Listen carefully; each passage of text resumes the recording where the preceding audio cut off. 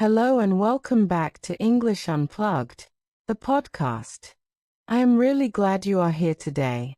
This space is designed for you, for learners who want to connect with English in a relaxed, natural, and stress-free way.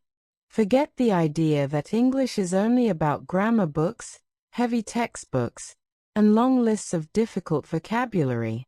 Instead, think of it as a living, breathing language. A language that people actually use every single day in conversations, in workplaces, in travel, in entertainment, and in all aspects of life. My job here is to bring that living side of English directly to you. In today's episode, I want to take you on a journey through the real process of learning English. We will talk about mindset, about daily practice, about listening, speaking, reading, and writing. We will also share some practical activities you can do anywhere, without needing special resources. And most importantly, we will focus on confidence, because confidence is what turns your English from a set of rules into a real tool you can use. So let us begin with the first big idea. English learning is not about perfection. It is about connection. Many learners hesitate to speak because they are worried about making mistakes. They think, what if I say something wrong? What if people laugh? What if I sound strange? But here is the truth. Nobody cares about mistakes as much as you do. Most native speakers are happy when they see someone trying to speak their language. They respect the effort. Communication is always more important than perfection. If you can express your thought, even in simple words, you are successful. Think about the first time you learned to ride a bicycle. You probably fell a few times. You were not perfect. But every time you tried, you got a little better. And one day, you were riding without thinking. English is the same. Mistakes are part of the ride. Every error is not a failure but a lesson. The more you practice, the smoother your ride becomes. Now let us talk about listening. Listening is the foundation of language. Before babies ever speak, they spend months just listening to their parents. Your brain has the same ability to absorb patterns, rhythm, and sounds. That means you need to give yourself a lot of listening input. Podcasts like this one, English audiobooks, movies, TV shows, songs, even YouTube videos, all of them feed your ears with real English. But do not just listen passively. Active listening makes the difference. For example, when you hear a sentence, try to repeat it. Pause the audio and mimic the speaker. Notice the intonation, the pauses, the stress on words. If you hear the phrase "I am going to the market," pay attention to how native speakers often say it like "I am gonna the market." This teaches you natural speech, not only textbook English. Another powerful tool is shadowing.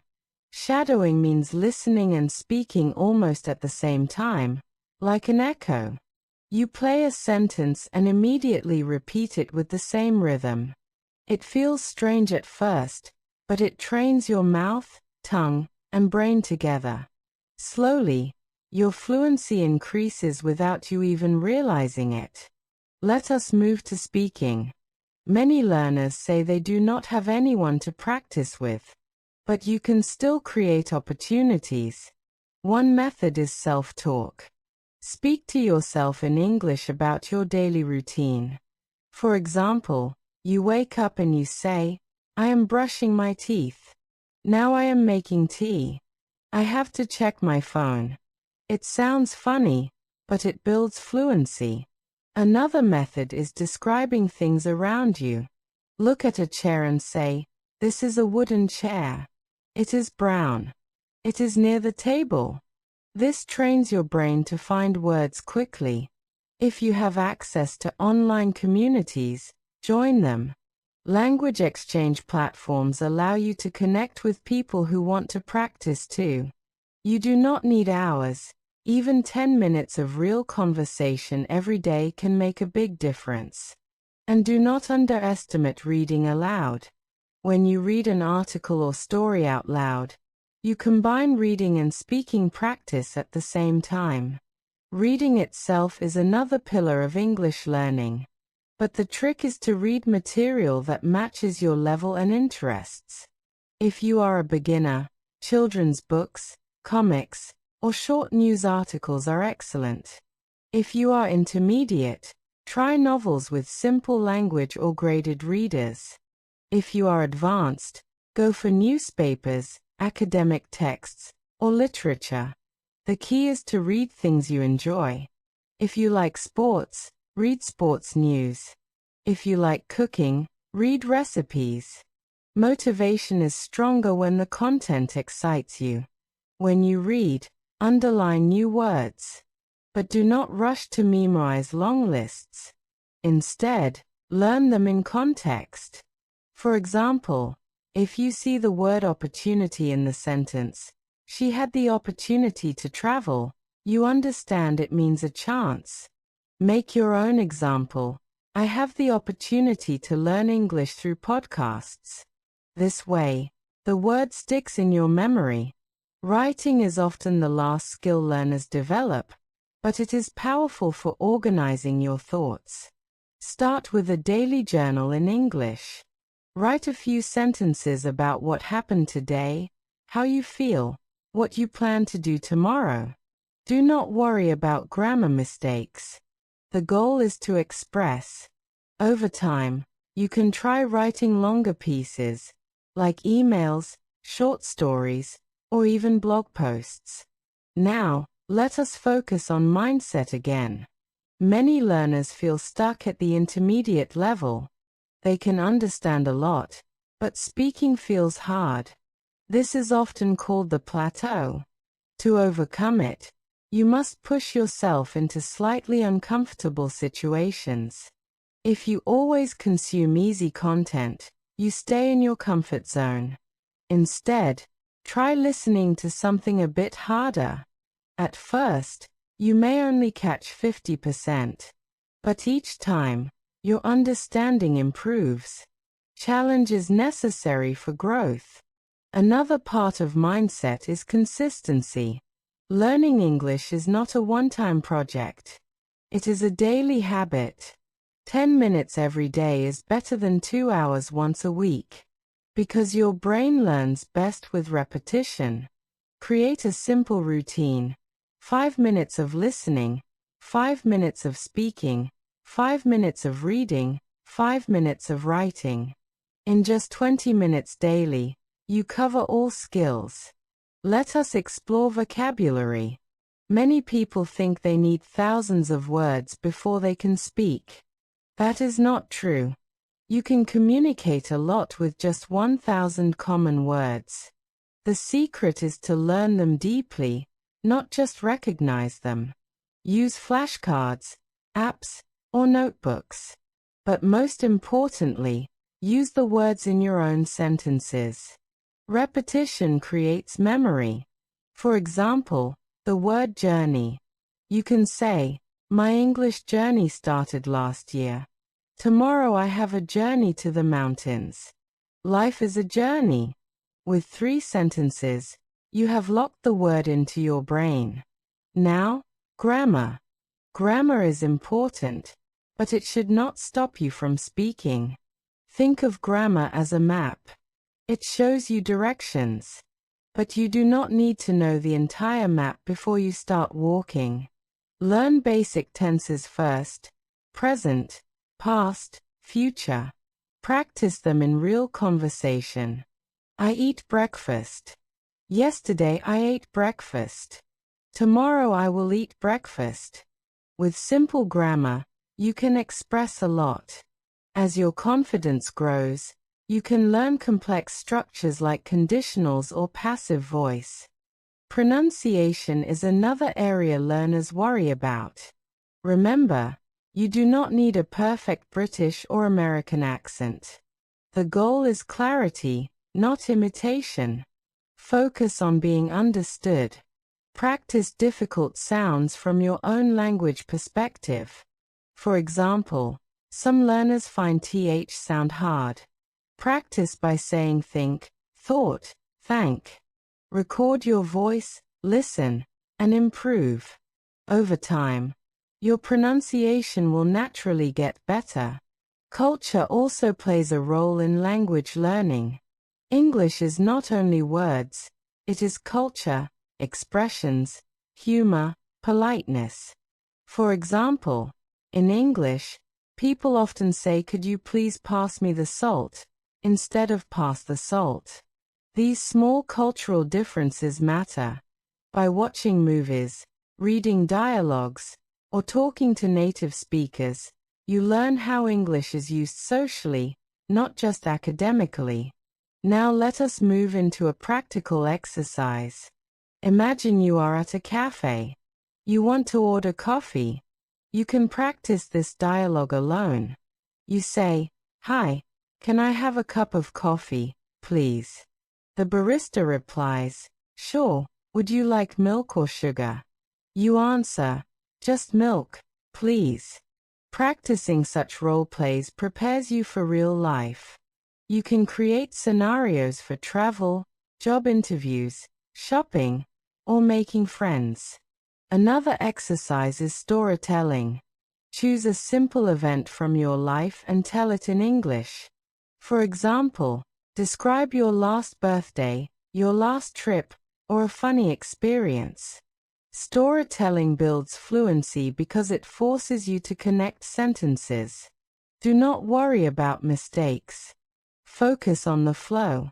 Technology is your friend in this journey. Apps for flashcards, online dictionaries, speech-to-text tools, and AI tutors can support you. But remember, technology is a tool, not a replacement for practice. Real progress happens when you actually use the language. Motivation is the engine that keeps you moving. Some days you will feel excited, other days tired. On tough days, remind yourself why you are learning English. Maybe it is for your career, for travel, for study, or simply for personal growth. Keep that reason close. Create small goals. Learn 5 new words this week. Finish 1 short story. Have 1 5-minute conversation.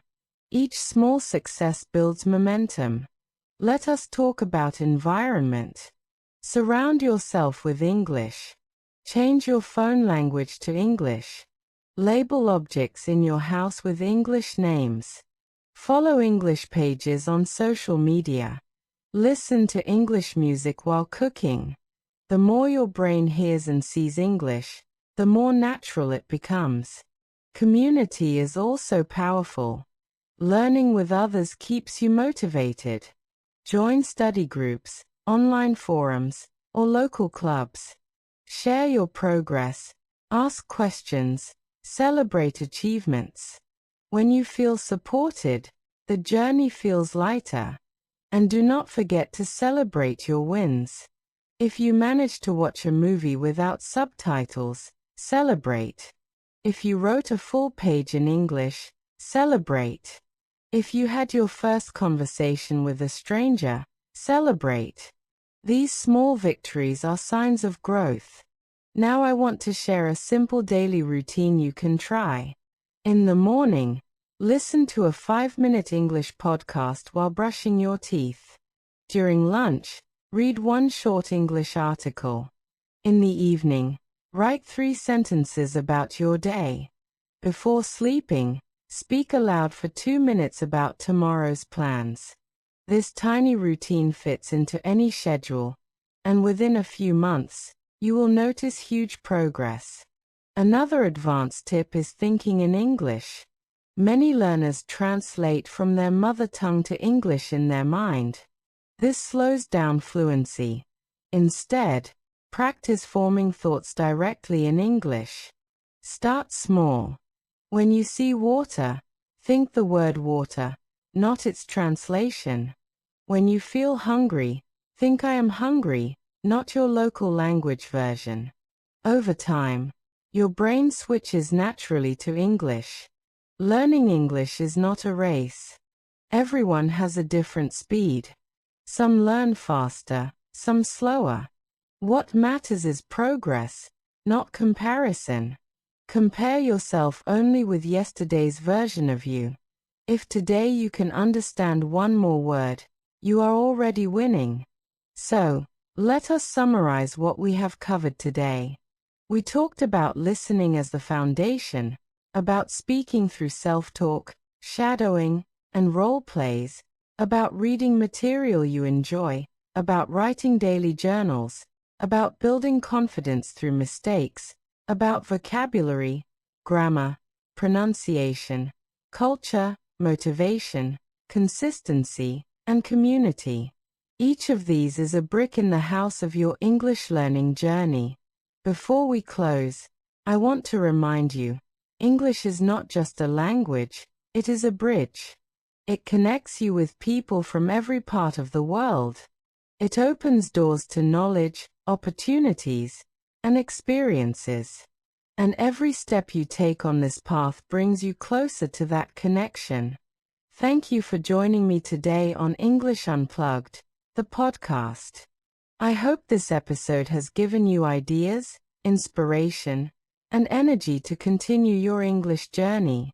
Keep practicing, keep listening, keep speaking. Most of all, enjoy the process. Because language learning is not a burden, it is an adventure. I will see you in the next episode. Until then, stay curious, stay motivated, and keep your English unplugged.